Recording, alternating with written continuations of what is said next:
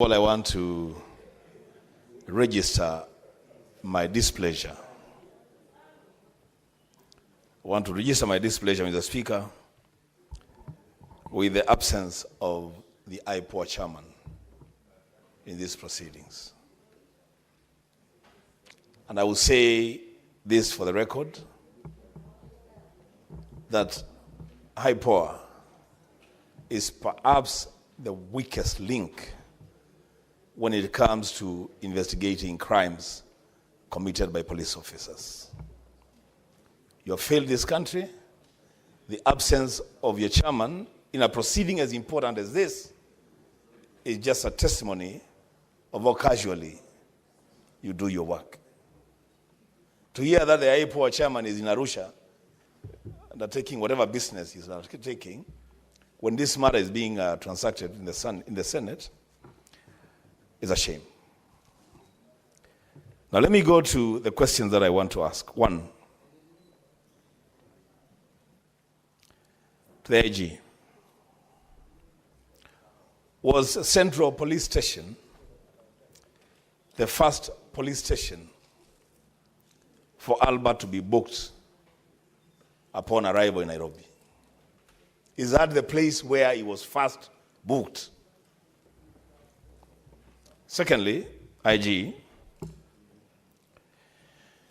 did you tell us on record and under oath that the OCS Central Police Station confirmed that Albert was in good physical health at the time of being booked in the police cell? For us, if that question is answered, IG, then it will lead to a lot of other conclusions. Was this man okay when he was being booked in the police cell? But IG, who interfered with the CCTV cameras at the Central Police Station on the night in question? And you cannot tell us you don't know.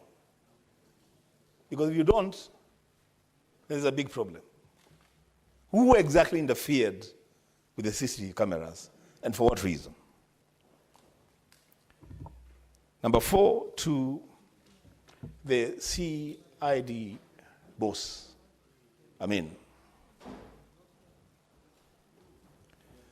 What is the fate of the arresting officers? Where are they? Where are your arresting officers? We have been told that the officers that just booked in a suspect at the Central Police Station have been suspended. You've been told they have recorded statements. What about the arresting officers? Where are they? You have given us their names. Are they still in service? Perhaps pursuing the next suspect. Where are they?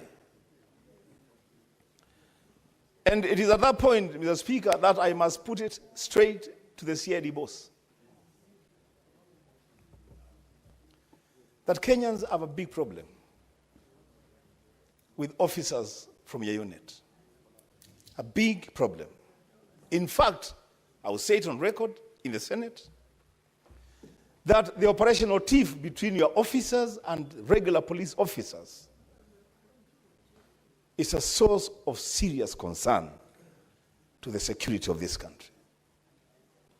You cannot tell us that officers who just received a suspect have been suspended from service, and that the officers who did the arrest and transported a suspect all the way from Mawego to Nairobi, we don't know where they are.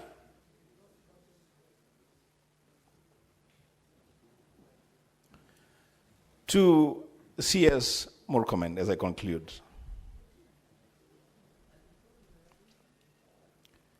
You are our colleague. So much so that we actually even have you in one of our social forums where we discuss our social issues as colleagues. My brother, when the country was faced with similar circumstances while you served with us here, you took a very firm position.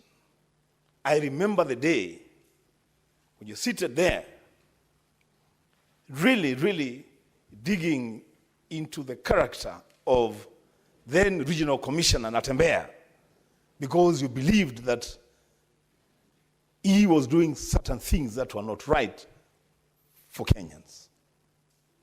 To hear you today, Senator C.S. Murkomen, say that you have no eyes on matters security is a big betrayal to what we as leaders stand for. It's actually a shame. C.S. Murkomen, you can and you must do better. On this one, you can and you must do better. You must be the first person demanding answers before we even bring you here. You must be the first person even demanding that aids within the senior police officer's role. Now, Speaker, as I conclude my submission, this matter, and I have seen you have called our leaders. I don't know, maybe you consulted on the issue that I want to raise. The Speaker, this matter is so grave and so important that we cannot limit time for this. If it means that we spend the whole day today here dealing with this matter, so be it. So be it. A life has stopped inside a police station. For the first time, I'm now being confronted with admissions from police officers that a police station is a scene of crime. And that crime is murder. Mr. Speaker, this is a serious issue. If people are being killed in police stations, we cannot say that we are rushing to other things. As Senator Merwa said, we have suspended a lot of things. I'm supposed to be attending a party PG, but I say no, this is important. This is important.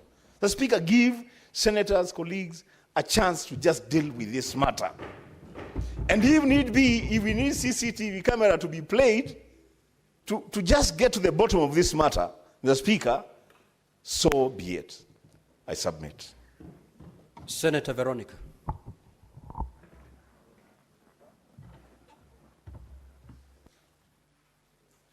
Thank you, Honorable Speaker, for the opportunity.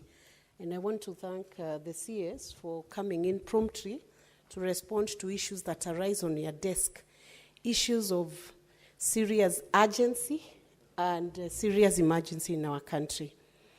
Honorable CS, I want to take you to Article 244 before I get into the questions, the specific questions of this matter. The Article 224 lays down the objects and the functions of the National Police Service. Honorable CS, I'm very concerned that, number one, under Article 244, sub-articles C and D, the National Police Service is supposed to comply with constitutional standards of human rights and fundamental freedoms of Constitution 2010, and D, to train staff to the highest possible standards of competence and integrity, and to respect human rights and fundamental freedoms and dignity. And I want to remember the police officers who served during our days in the university.